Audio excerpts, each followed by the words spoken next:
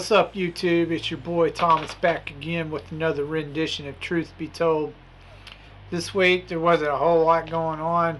Everybody's getting ready for, the beginning of next month because it's election time. We all know Trump's going to win.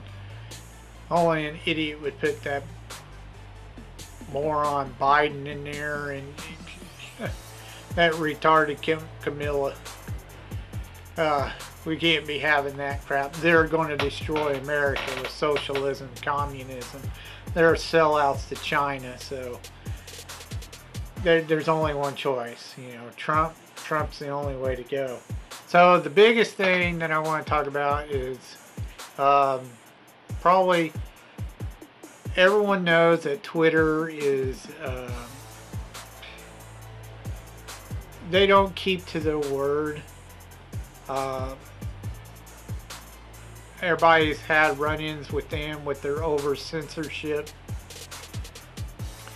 People seen it time and time again. If you don't believe one way, they're going to censor the crap out of you.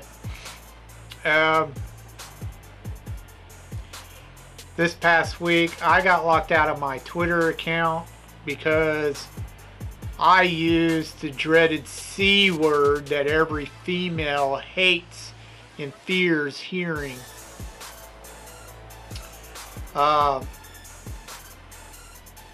There was a video, a TikTok video, that was posted to,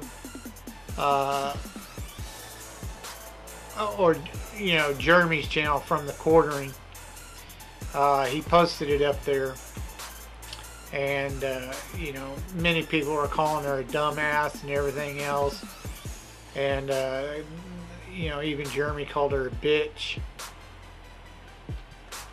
But there's this woman in this TikTok video where she's using index cards to talk about her father dying recently. So for like a month or two before he died, he knew he was dying. They all knew he was dying.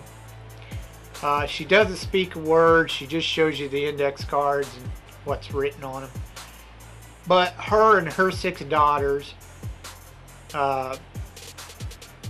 they tell her father that unless he votes for Biden and Camilla, that they're basically going to disown him. Before he dies, it's pretty fucked up. It's disgusting. That he needs to vote for Biden and Camilla before he dies, or they don't want anything to do with him. Now, she states in the cards that he's a Republican, always been a Republican, and he was very adamant about voting for Trump until they told him this. And then at the end of the video, she has the nerve to say, oh, I'm so glad he had respect enough for women to vote for Biden and Camilla. When Biden has no respect for women, and Camilla is even 10 times worse. But anyways, it was ridiculous.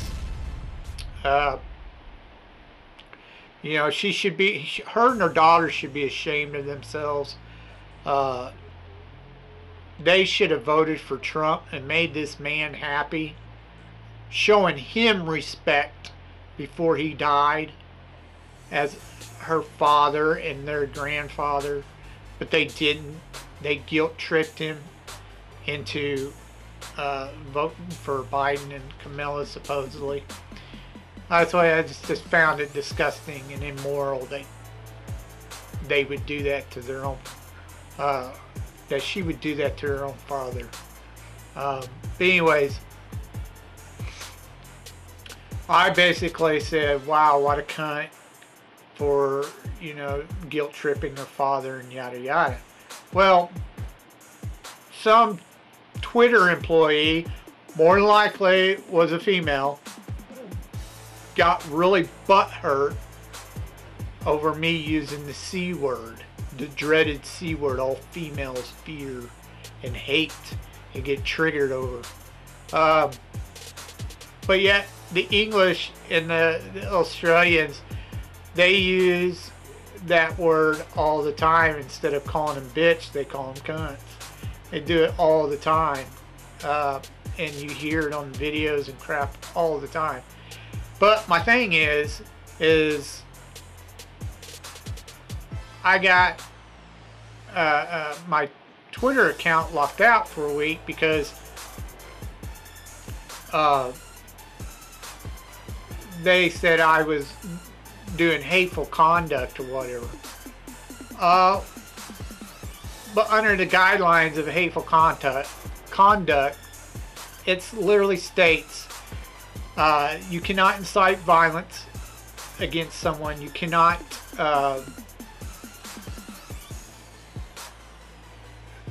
attack someone directly, and you cannot harass someone continuously. And I did neither of those. So I didn't break the rule. Like I said, some female employee at Twitter got butthurt over that word. Didn't like it. So she locked out my account. I'm back, but it's not, I think I'm still limited for a couple more days or so. But still, it's ridiculous. They made me delete the tweet, even though I appealed. They still, it was the same female employee Twitter. Kept my account locked out until I, removed it.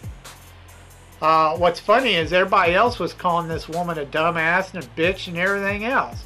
But yet I use the C word, and my account's the only account that gets locked out. That's kind of fucked up. So Twitter, you got to be careful what you say when you're responding to somebody else's Twitter page, whatever they post up. Because this ain't the first time I've had something like this where I didn't break the rule, but they locked me out anyway. Over a video, a comment over a video, or opinion over a video that someone posted that wasn't even their video. Jeremy Corbyn, it wasn't even towards him. It was towards this video. It's from TikTok. It's not even from Twitter. So it's retarded. And they have a mission statement that says, that they want to give a voice to everybody. Everybody has the right to voice their own opinion. Bullshit. They're lying motherfuckers. Be careful what you say or do on Twitter, because they will censor the fuck out of you for no reason. Anyways, that was my Twitter rant. Just truth and facts about Twitter. Plain and simple. Let's move on. The next thing I want to talk about is I just got done binge watching the new Unsolved Mysteries 2020. I don't know if any of you remember the old Unsolved Mysteries television show, like back in the 80s. They had the scariest television theme I can ever remember.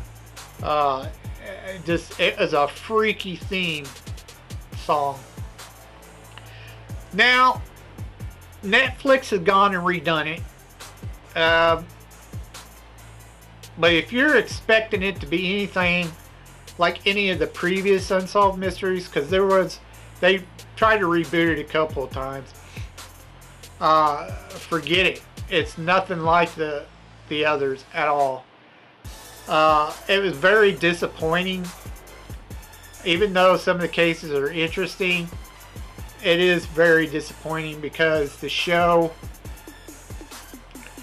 they redo the theme song for one, which it wasn't terribly bad, but they should have just left as the original theme song. This new theme song was a little more dramatic, like boo-hoo, crying theme, but it was still similar. I think my biggest complaint was these episodes. Like I said, the cases, you know, even though some of them are interesting, the problem is the original show did anywhere from 3 cases to maybe 4 cases. It covered like 3 or 4 cases on every episode. And every once in a while gave an update as part of the episode. This documentary series doesn't do that on Netflix. It's more like a 60-minute. You remember the show 60 Minutes, where they do a cold case file or something on there? That's what it reminded me of. It was over dramatized. They spent way too much time interviewing the family members and watching them boo-hoo over, you know, the victim or something. I understand, you know, I completely feel for anyone who's been a victim like that, you know, for the family, for not getting closure. But at the same time, you ain't gotta like do 30 minutes worth of freaking family interviews of them just, you know, I miss him. Yeah, we get it. Okay, as I've said before, this month, of course, we're doing all horror flicks. So we're doing another horror week.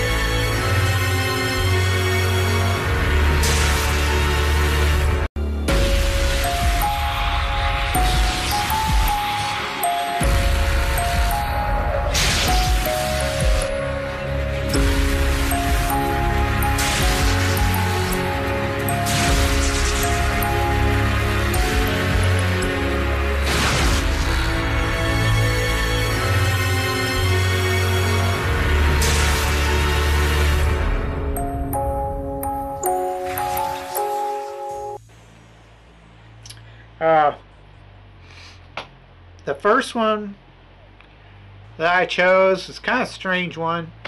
It was done in 1972. I'd never heard of it before, so I figured I'd check it out. It's called Children Shouldn't Play with Dead Things. It starred someone named Alan Ormsby, and the leading lady is Valerie Manchez. This movie was really weird. It was strange. The first thing I noticed about it was, I don't know what the hell the deal was with 70s flicks. They were really into that neon green shit for horror flicks. When, you know, when you see the text of the, you know, the credits and all that shit, it was all neon green. It was weird looking. This movie is about a actors troupe, I guess you would call it. A group of actors, and the main guy, the professor or teacher or whatever, he takes his students out to this island, and he wants to perform this ritual to bring back the undead or whatever. He tries to act the part out, you know, but at the same time, he's hoping it actually works. And it does, of course. You know, it brings back the dead, and they end up killing everybody. And you know, before they get off the island, at the very end, it shows the zombies. They hop on the boat that they came in on, and you know, they're heading across the water to Miami, which you see Miami across the water. It's just there's a short run of what the movie. That's pretty much all the movie was. It's supposed to be a comedy horror flick, but it really, I didn't think it was that funny, to be honest. It had a couple of funny jokes in it, but other than that, that was it. The very beginning was really strange because it looked really, really cheesy at the very beginning. It looked like a television movie. I mean, it was that bad. Anyways, you don't even get to the zombies until almost the last 35 minutes of the movie. The rest of it's just them running around bullshitting in this cabin or some shit and doing the ritual. Literally, that's pretty much it. Like I said, you see all this crap at the beginning that makes no sense.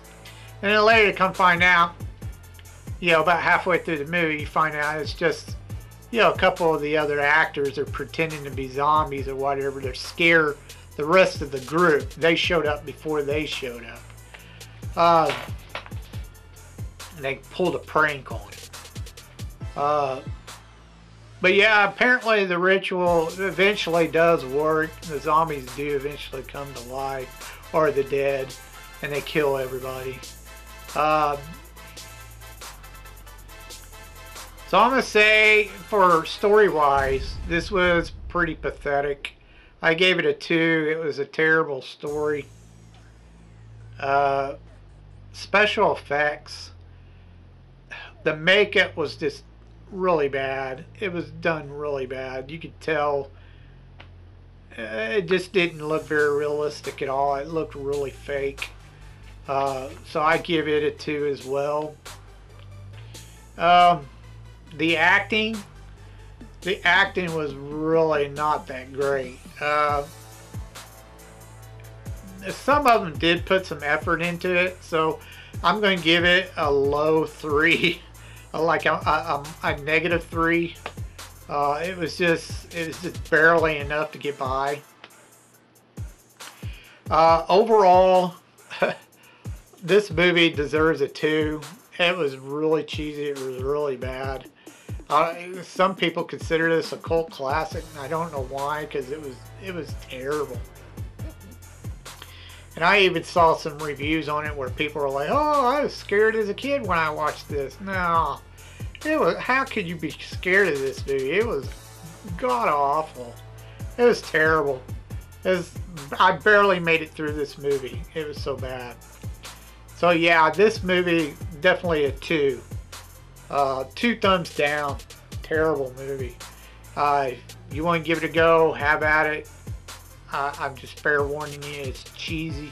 It's cheesier than cheesy. Just saying. It's bad. Alright, moving on. The next movie I'm going to talk about, another comedy horror. That was what I was going with this week. It was done in 1986. So we bumped it up a little bit. It kind of have a little bit of a sci-fi element in it, even though it wasn't sci-fi, it was horror. It started Donald Grant and Denise Dewberry. And what shocked me is it had Fergie in there before she was even famous from the Black Eyed Peas. And it had Paul Walker in his first role as a little kid. You know, from the Fast and Furious movies. Paul Walker was in this. He was the one called Professor.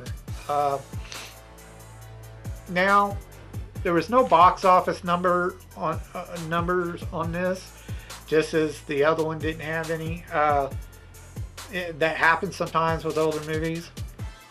This was pretty B-rated. That's why it probably didn't have any. I should have known better when I saw it was a trauma film. And Trauma is known for some pretty fucking B-rated shit. I mean, bizarre B-rated shit. Anyways, a trauma film. Monster in the Closet is what this movie was called. Monster in the Closet. Now,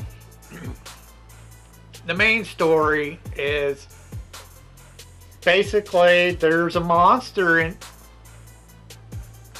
and you hopping in and out of closets, killing people left and right from their closets.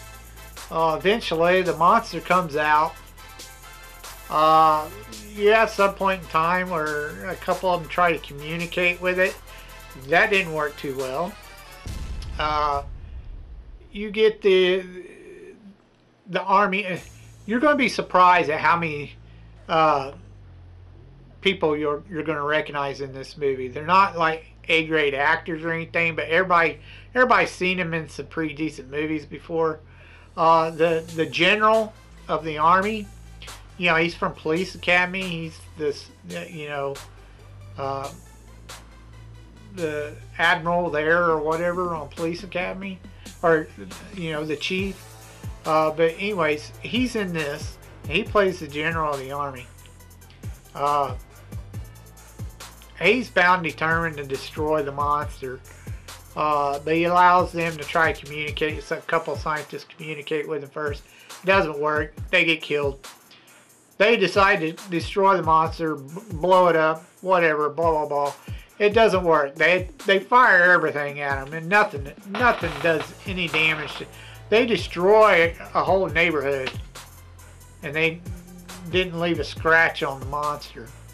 And this monster's got this stupid, oh my God, it's like a little head that comes out of its mouth and does this Pikachu thing or whatever, you know, like, you know, it's just dumb. Anyways, the monster, he gets a hold of the main guy, which is like a reporter or whatever. He's trying to report on this, Donald Grant. Eventually knocks him out or something, picks him up, and he starts carrying him around. He wants to put him in a closet with him for whatever weird, twisted reason, like he's in love with him or some shit. It was weird. It was really weird. But for some reason, he couldn't find any closet because the radio went on and said, destroy your closets, don't let them come in here. So people were like destroying their closets all over the world and shit. And it's just dumb. But they find this one closet, but he can't fit him through there, you know, carrying him. He didn't have the nerve to turn and twist and put him in lengthwise. He wanted to try to widthwise, and it just wouldn't work. So, you know, the monster starts dying off, blah, blah, blah, you know. Anyways, towards the very end, the monster, you can't find a closet to take the guy into. So at the very end, he basically collapses and dies in the middle of the road. After they've shot nukes at him and everything else, they couldn't kill him. Everybody's running around in panic. It was going on the news to stay out of their way, blah, blah, blah. Anyways, the monster dies. Everybody shows up. You know, everybody from the main town that they were from. The general, the army, you know, whatever scientists are left, what they all show up. They help him out, and you know, they just leave the monster in the road. That's pretty much it. That's the end of the movie. Like, they were all, you know, yay, the monster's dead. Yeah. It's a trauma movie. What do you expect? It was dumb. This movie was beyond dumb. It reminded me of, you know, the 90s movie Mars Attacks, because that movie was dumb too. But it was that kind of dumb. It was just, it was meant to be this stupid, because they thought it would be funny, but it wasn't funny at all. It was just plain stupid. None of it was funny at all. Not a damn thing in this movie was funny. Like I said, I should have known with it being a trauma movie. Wait a minute, am I saying that? But, anyways, story-wise, it was a 2. It was pretty pathetic. I give it a 2. It was a god-awful story. Just dumb. It had potential. You know, doing something where some kind of, not necessarily a monster, maybe entity lives in a closet and can travel through a different dimension to other closets in the world and kill people. You know, like I said, it had potential, but they didn't do that. It was dumb. The first 15 minutes is, you know, you see this monster kill like 3 or 4 people, right? Very first of the movie, in different closets from, you know, different people in their homes, in different closets. So anyway, it bounces in between closets somehow. It doesn't explain how. It just does. And then it just got weird after that. It just got dumb. Acting wise, well, you had some fairly decent actors in it, so the acting wasn't terrible. It was like they were trying to overreact to everything. So I don't know. I'll give it a -3 for acting. It was decent enough you could get by, but other than that, it was just pretty pathetic. They were doing a lot of overacting. As far as special effects go, that was pretty bad. I'm going to have to go on a 2 with that one. The special effects were not good. Not good at all. So, a 2 for that. Overall, the whole kit and caboodle, I'm going to give it, again, this gets a 2 as well. It was just terrible. It was a terrible movie. God awful again. Man, I can't believe I watched this piece of crap. This is like 4 hours I wasted on these terrible movies that are considered pretty much cult classics, and I don't know why, because man, they are awful. So yeah, that's all I have for you this week. You know, Monster in the Closet, 2 thumbs down. It was just terrible.